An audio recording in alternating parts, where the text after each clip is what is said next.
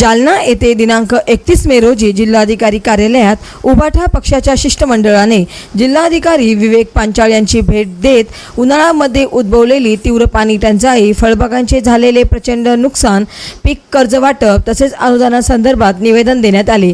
यावेळी शिवसेना संपर्क प्रमुख शिवाजीराव चौथे, जिल्हा प्रमुख भास्करराव आंबेकर, जिल्हा प्रमुख आसाराम बोराडे, जिल्हा परिषद अध्यक्ष अनिरुद्ध खोतकर, जिल्हा संघटक जिल्हा परिषद सभापती भानुदास नाना घुले, उपजिल्हा प्रमुख हनुमान धांडे, रमेश गवाड, भगवान कदम, जालना तालुका प्रमुख हरिहर शिंदे, बदनापूर तालुका प्रमुख जयप्रकाश चव्हाण, किसान सेनेचे मुरली थेटे, माननीय सभापती देवनाथ जाधव, चंद्रकांत लांडे इत्यादी उपस्थित होते।